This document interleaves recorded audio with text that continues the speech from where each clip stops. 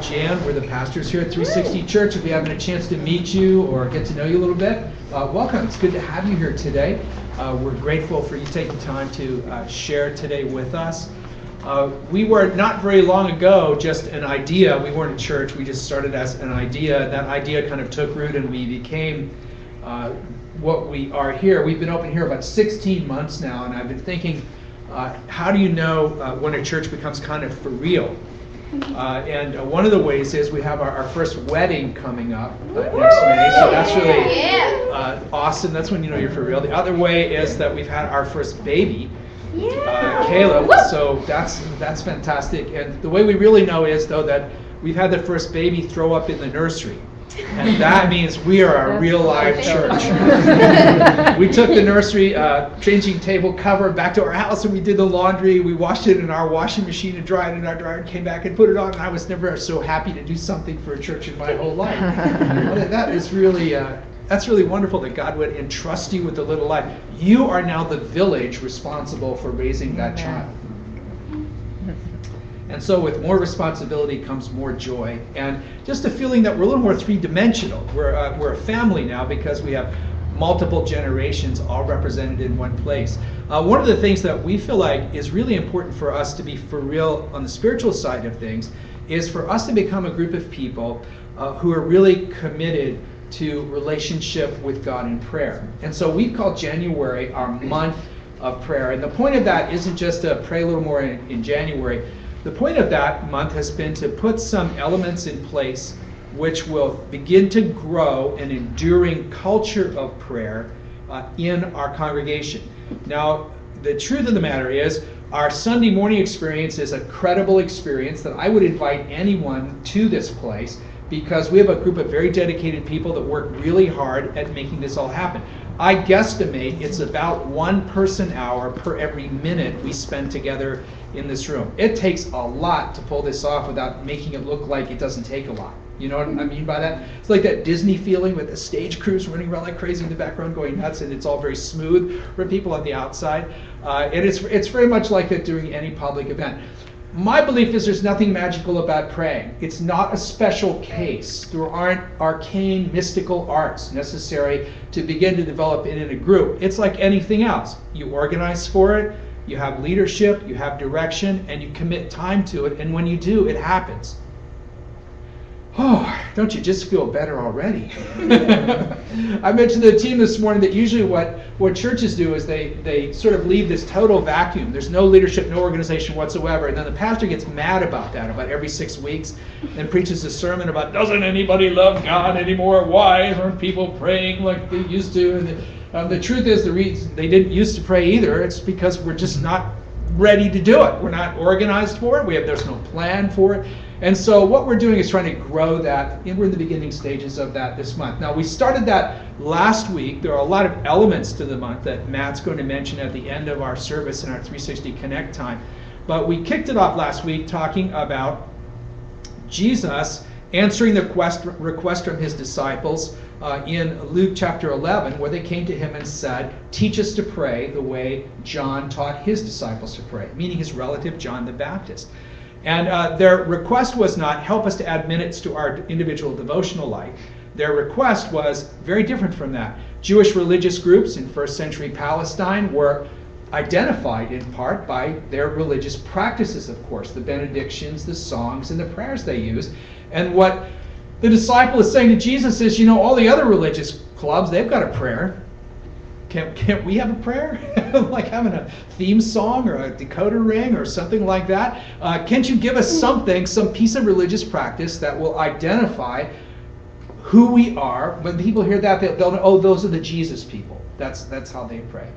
And so what we're asking God to do for us beginning this month is the same thing. Put prayer at the center of our group. Yes. Make it the beating heart, the identifying thing of the group. Sometimes we get Google Voice mails and other kinds of voicemails, or we'll meet somebody on the street and they'll say something like, I was thinking about coming to your church, but what kind of church is it exactly? And what they're really asking is it loud music, soft sermons, or soft music, loud sermons? Is it traditional, contemporary, hip hop, Have you heard about cowboy church? Is it one of those? There's all these flavors. So they're saying, what flavor is it? Because what they're trying to discern is whether it matches their preference for a Sunday morning worship experience. Because in the contemporary church, your music and speaking style determine what kind of church you are. And I got to thinking, that's quite a contrast between how these groups in first century Palestine were defined. They were defined by their spiritual practices, not by their music style. And I began to think, what would happen if our life of relationship with God, our closeness to Jesus, our intercession, our talking with God, what if that became as defining as our style? If people could leave an event like this and say, well, that's a contemporary church, and we probably are that, but they could also say, those are the prayer people. That's where I feel the presence of God. Those are the power people. That's where God really took hold of my life. That's where my heart opened up and I poured my life out before the Lord. And He came in and began to do things in me. That's where He saved me and helped me and delivered me and healed me and took all my broken stuff and put it back. Doesn't that sound great? Great to have a style. Better to have the power of God among us. And that's the result of people coming together to pray. So when they're saying, teach us to pray, they're meaning it in a group sense. Well, all that to say this, pray with somebody. We'll be having meetings. You can get together with us. We have once a month. We're going to have weekly prayer meetings up on the Cow campus starting in a couple of weeks. But when you pray, find somebody else to pray with. If you're a married person, pray with your spouse. There's something about the together aspect, something about the us part of it that is just really, really powerful. Jesus promised us if there's even a couple of us together, He's going to be there. And we take that pretty seriously, that together aspect. We treat people as if we could just ramp up your individual minutes in prayer and your daily devotions, then collectively that would make us a praying church. I kind of feel like maybe that's backwards. Maybe we should create a culture of prayer here, and then individually we might do a little bit better because we wouldn't be out there feeling like we're moving it all along by ourselves and feeling guilty when it doesn't happen and so forth and so on. So He said, teach us to pray. Now today we're moving up to Luke chapter 18. We're going to talk about the praying life. And the setting here is Jesus on His last trip to the city of Jerusalem. He is teaching as He goes. He's working miracles. And He is humbling Himself to die on the cross at the city of Jerusalem. And perhaps not coincidentally, during the trip, He's teaching on humility. So I would say His credibility is pretty high here.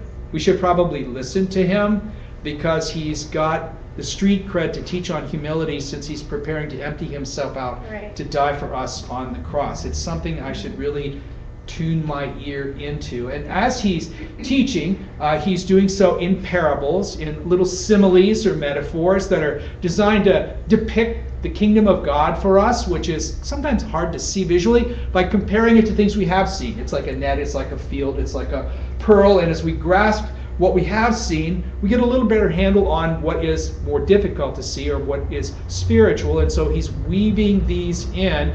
And as He's teaching on humility, in Luke chapter 18, beginning at verse 9, He begins to tell the story of two men who went to church. And it goes like this. He also told this parable to some who trusted in themselves, that they were righteous and treated others with contempt. Two men went into the temple to pray, one a Pharisee and the other a tax collector. The Pharisee, standing by himself, prayed thus, God, I thank You that I am not like other men, extortioners, unjust, adulterers, or even like this tax collector. I fast twice a week. I give tithes of all that I get. And then he stops right there, so I guess that's enough. Continues in verse 13, but the tax collector, standing far away, far off, would not even lift up his eyes to heaven, but beat his breast, saying, God, be merciful to me, a sinner. I tell you, this man, meaning the tax collector, went down to his house justified rather than the other. For everyone who exalts himself will be humbled, but the one who humbles himself will be exalted. The audience here is pretty specific. He's talking to people who trust in themselves. Remember we said last week, the primary function of prayer is to cultivate dependence on God. It's not about your words, it's about where your heart is with God. And here's a really practical reason for that. Jesus says this parable is for those who trust in their own righteousness, who treat others with contempt. If you depend on yourself, you will hold someone else in contempt. That's good. If you are self-reliant, if you are self-dependent, somewhere there is a person, a group, an entity that you will hold in contempt. That's why the Pharisee looks on the tax collector the way he does, because he is the definition of the self-dependent person. Seeing someone who he believes is less, he holds him in contempt. I have a friend who has a lot of connections with very wealthy people in another part of the country I'll call Southern California. We were having lunch the other day, and he was telling me about what the rich are really like on the inside. And he's just in his travels, he's quite the networking guy. He's just met so many people like this. And he tells me that one of the things he notices among the very wealthy is their abject disrespect for the middle class. Now, that's not something you say out loud, but this is their self-talk behind the scenes. People who are middle class are undeserving. They're not hardworking. They're not as smart as I am. They're not as capable as I am. They're not as intuitive as I am. They're slothful. They're fearful. In other words, they're weak. And so from this Darwinian point of view, those who have achieved the status of one percenters in today's pop culture are the fittest who have survived, who are self-dependent, self-reliant. We use the phrase self-made person, right? And from that perspective, everyone who has not achieved that rank is so much less than me that they're not even deserving of my consideration, because the market doesn't lie. The market rewards the capable and disrespects the less capable. And if the market disrespects you, if Darwin disrespects you, if the universe disrespects you, why should I look upon you with anything other than contempt? You see why praying is so practical? That's good. Yeah. Because praying breaks down self-reliance, and when self-reliance is broken down, I can respect anybody. That's good. But until it is, I'm going to find someone, the street person, the 1%er. Someone will be the object of my contempt because I feel so good about me. Oh, thank you, God, that I am not like other men. Blah, blah, blah, blah, blah. Even this tax collector, why, with a few twists of fate, I could have been a scourge like him. I'm so glad I'm not like that. And because I'm not, it just feels great to say what a lousy person he is. Wow. If you want more love for people, more respect for people, start praying. Start depending on God. Soften your heart towards God, and you won't have anything to bring against people. There will be no contempt in your heart because you won't have the wherewithal. You know, I had a small health problem this last week. Nothing serious, just enough to get me really riled up. And it was a spiritual awakening for me. Did you know when you get sick, it can be a spiritual awakening for you? Yeah. And you know, you're feeling pretty good about things and about life, and then all of a sudden something happens to you, some affliction. Have you had this happen? And everyone else suddenly looks so much better. Do you know what I mean? Everyone else is smiling brighter. You're so much more grateful for the person that brings you your Tylenol, the same person that you were thinking negatively about before. Everyone else is taller and better looking and is so much more spiritual and holy, because you're in this state of weakness and helplessness and dependence. And all of a sudden, with just a little bit of wind taken out of your sails, it's so much easier to respect someone else. Why? Because affliction puts you in touch with your own weakness. Trouble is a mirror. But the Pharisee has no troubles. And because he has no trouble, he has no love. He has no respect. Our world tells us that if you could just achieve enough self-reliance, or enough detachment, or enough self-actualization, or enough something, you'd finally have the wherewithal to let respect roll downhill to the undeserving. Jesus seems to be saying it kind of works the other way around. If I go to God, humble myself before God, and depend on God, all of a sudden my need to dispense disrespect evaporates, because I don't have the platform to stand on to disrespect someone else. The ground all of a sudden seems level. So two guys go to church, two praying men. I wonder if they walked in side by side. The Pharisee must have looked over and thought, I can't believe they let people like that in here. I mean, come on. Look at this guy. He's a tax collector. Do you know what tax collectors do? Well, he's an employee of the government. The government that's a slave of the Roman military occupiers. Not only does he work for a foreign power, essentially, but he collects taxes that are unfair, that are ruinously high. He employs people, thugs, to beat the taxes out of people that don't pay. He uses extortion. He lies. Man, they'll let anybody into this place. What a joke this is. The best thing that's going to happen in this guy's day is that he gets to walk into church next to somebody like me.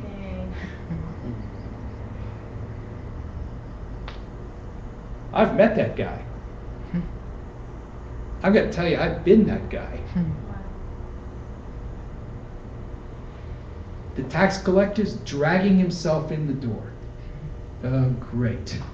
I get to walk in next to the Pharisee. Wonderful.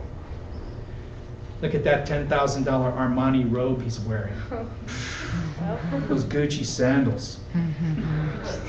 Man, Donald Trump haircut. Where does he get all of that stuff? I just, oh man, this is so, I felt bad when I came here. I mean, I lie, I cheat, I steal, I have people beaten up. My wife's unhappy all the time.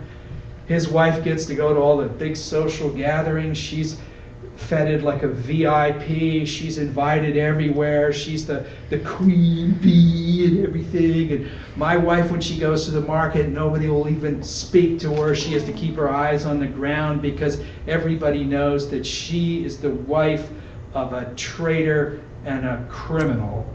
And she has to live like that. She's ostracized, she's cut off, she doesn't have a friend in the world, and it's all because she's married to me, and it's the job.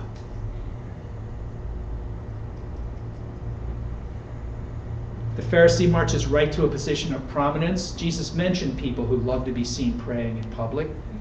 You got to assume that he gets as close to the edge of the holiest parts of the temple, right in front of everybody, as he possibly can. I kind of see him praying with his hands raised up in the air, as Jesus had mentioned that practice in another place too, in Matthew chapter 6, and just cutting loose with an, oh God, this is his song service, this is his worship service. I'm so glad to be me.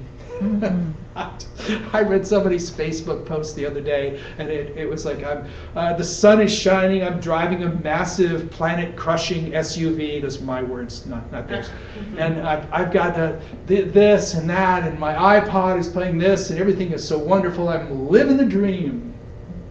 And my mind went to, and I'm sure this is a lovely person who meant nothing by that. And possibly a friend who's watching on the internet at this time, in which I say, God forgive me, a sinner. My mind went to this guy, who he's basically standing in front of God with his arms lifted up, I think, saying, I'm living the dream, and the dream is to be moi. To be me. It's not God, thank you for what you've done for me, but God, thank you for what I've done for you. Living with this kind of righteousness. I fast twice a week in a society that only actually required one fast day a year on the Day of Atonement. He's turning in 100 of them a year rather than just one. And I'm tithing everything. In other words, I'm giving 10% of all my income. Probably he's one of those guys that Jesus talked about, who was counting out the seeds of individual spices, so that if he had 100 mustard seeds, he made sure that 10 of them went to the temple as his offering in front of absolutely everybody every single time. And with this kind of righteousness, I'm not like this other guy. I'm just feeling wonderful. And if there's anybody who should be the star of the show on center stage at the temple with his arms raised praying, there's not much doubt I'm Man of the Year. I really am. The tax collector is standing far away. He is so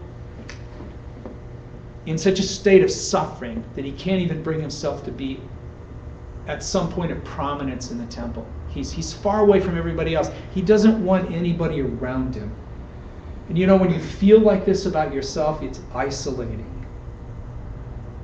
When you feel like you're alienated from God, when you feel like you're alienated from people, maybe when you've even straight up done a bunch of stuff you shouldn't have done, or there were things you should have that you didn't, it doesn't really matter. But whenever that's in your heart, it makes you pull back. One of the first things you see in a congregation is when a person is feeling like that, often they stop attending, or they stop coming to a home group.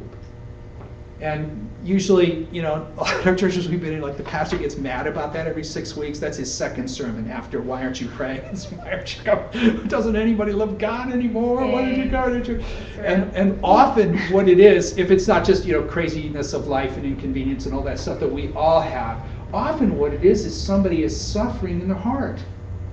And they're in a place where they don't really need to hear, why aren't you in church? They need somebody to reach out to them and love them and offer some kind of help and reconciliation. And because this sort of feeling just makes you want to just lean away from everybody. And so this guy he's leaning away from the group because he's carrying the weight of real live guilt. He's actually done these things. These are not made up. He really is one of these people. We've got the loyalist and the traitor. We've got the Mr. Perfect and Mr. Couldn't be more imperfect. We've got the conservative and the radical. We've got a polar set of opposites here, and all he can do is make one request. And that request is for mercy, and he does it beating his chest.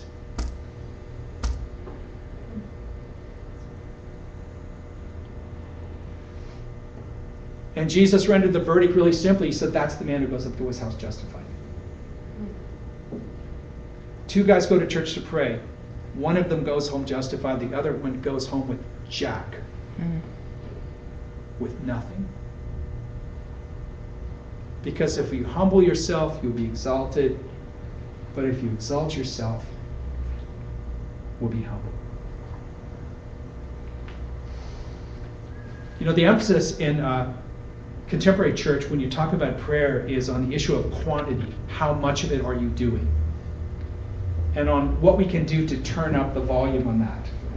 To make sure that if you're praying for 10 minutes a day, that you go for 12 or 15, that's all fine. If you turn on religious television, you'll find a great emphasis on this. Everyone who is in some sort of form of broadcasting has a formula that you should be following in order to be able to pray more. And if you'll buy the books and DVDs that go with those, you'll have this formula, and this formula will render great blessing in your life. And a great part of people who follow Jesus are kind of really devoted to that idea. And I think in light of this parable, my concern about that is that in the same way we make prayer just hyper individual in our culture, we also have sort of a way of making it a technology. Making our relationship with God instrumental rather than inspirational, and prayer is like a tool. It's a thing that I use rather than a way of coming to God and pouring out my heart in just complete abject dependence. Jesus never really taught the quantity model at all, except in the Garden of Gethsemane, which I think is kind of a special case with "could you not tarry 1 hour?" He taught a quality approach. For example, in Matthew 6, where he gives us what we call the Lord's Prayer, he talks about this model prayer, but he puts it in the context of your whole life. He says, beware of practicing righteousness before people, give to the needy but only in secret, Don't be praying in public like the hypocrites. They love that. Don't pile up empty phrases like the Gentiles, because you're not going to be heard for a lot of words. Then he gives us what we call the Lord's Prayer, and he goes on, forgive other people who hurt you, or God can't forgive you. When you fast, don't look gloomy, but wash your face. Bottom line, don't lay up treasures here, lay them up in heaven where nothing can get at them. Whenever he talks about prayer, he puts it in the context of an entire life. What is your life? Almost to say that my life is like praying non-verbally, that my life is what is making the statement, so that by the time my words come out, what I really already am is already apparent to God. And that's why the tax collector is the one who goes up justified from God's house. He brings his life, not his words. That's good. Because the Gentiles pile up empty words, and when they do, there's no value in it, because it is not their life. When we are relating to God in prayer, individually or together, we have to bring our whole life. And here's the thing. You bring the good stuff, and the neutral stuff, and the bad stuff, and the stuff that's beyond bad. That's good. You know what I'm saying? They're really bad on steroids stuff. Don't we all have a lot of stuff? Yep. We have a lot of stuff. This is a long trip. You carry a lot of baggage. We all have a lot of luggage. We all do. Get all that luggage and take it to the Lord. Bring everything. He is not afraid to entertain the deepest, darkest truth about your life. Yeah. He'll also rejoice with you about the most wonderful thing that's happening in your life. Our culture pressures us to be guarded and careful and secretive because we're competitors. We're mostly here because we beat out the people that wanted these slots. Now that's just the reality of it. But that's exactly the mindset that will defeat the offer that God is making to us through his son Jesus, which is how that's possible. Bring everything. The tax collector part of you, the Pharisee part of you, just bring it all. Now if we're bringing everything, use any system you want. I don't care. Buy any DVD you want. But bring it all. He wants our life, not just our words. Yeah. Lord, we are just asking you today to help us to be open to this. Help us by the power of your Spirit not to stand to one side and judge someone else, and not to hold back because we don't feel like we're worthy. None of us is worthy this morning, Lord. We ask